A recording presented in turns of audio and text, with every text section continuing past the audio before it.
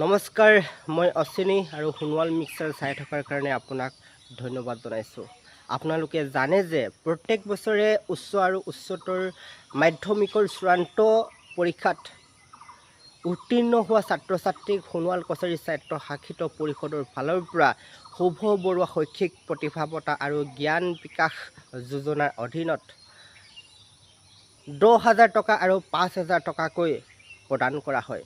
আৰু ইতিমধ্যে ফৰ্ম বা প্ৰমাণপত্ৰ উপলব্ধ হৈছে। গতিকে বিতংভাৱে এই ভিডিঅ'টোৰ যোগেদি মই জনাব বিচাৰিছোঁ।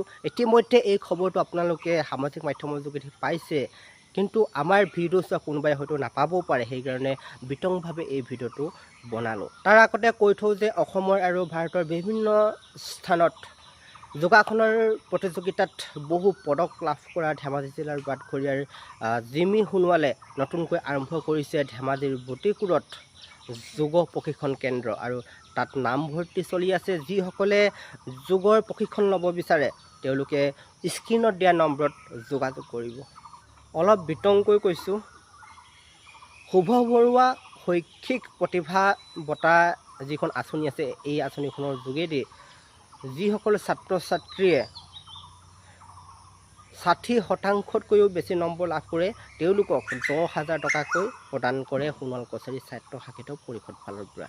সোণোৱাল কছাৰী সকলোতো পাবই, কিন্তু সোণোৱাল কছাৰী নহ'লেও পাব যদিহে ছাত্ৰ ছাত্ৰীসকলৰ মাক দেউতাকৰ নাম সোণোৱাল কছাৰী পৰিষদৰ যি সমষ্টি আছে সেই সমষ্টিত যদি বা তেওঁলোকৰ ভোটাৰ তালিকাত যদি নামবিলাক আছে, তেনেহ'লে তেওঁলোকৰ ল'ৰা ছোৱালীও এই 10,000 টকাটোৰ কাৰণে আবেদন কৰিব পাৰিব।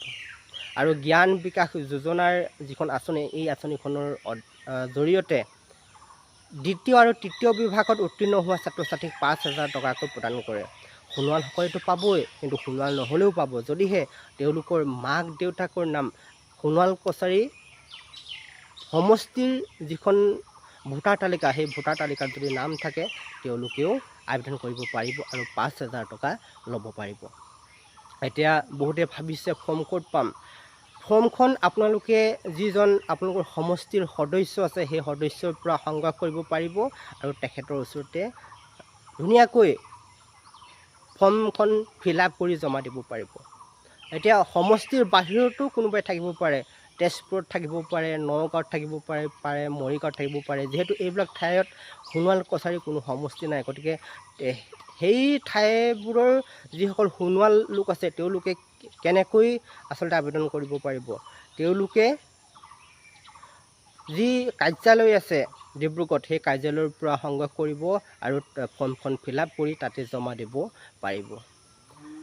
বহুতে হয়তো যিজন আপোনালোকৰ স্থানীয় সদস্য আছে তেখেতৰ ওচৰলৈ যাবও নোৱাৰিব পাৰে বিশেষ কাৰণত, তেওঁলোকে ৱেবছাইটৰ পৰা ফৰ্মখন ডাউনলোড কৰি ফিল আপ কৰি জমা দিব পাৰে।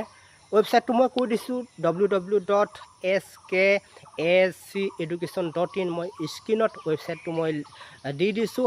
আপোনালোকে এই ৱেবছাইটত গৈ ফৰ্মখন ডাউনলোড কৰিব পাৰে আৰু আপোনালোকৰ যিজন সদস্য আছে তেওঁৰ চাইন লৈ তেখেতৰ ওচৰত জমা দিব পাৰিব।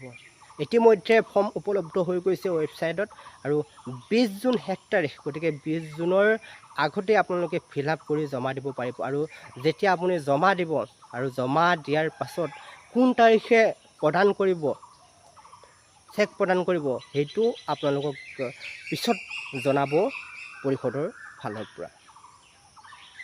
এই ভাল খবৰটো আচলতে বহুতে নাপাবও পাৰে, গতিকে ভিডিঅ'টো শ্বেয়াৰ কৰি দিব, উপকৃত হ'ব বেলেগ এজন, গতিকে শ্বেয়াৰ এটা কৰি দিব।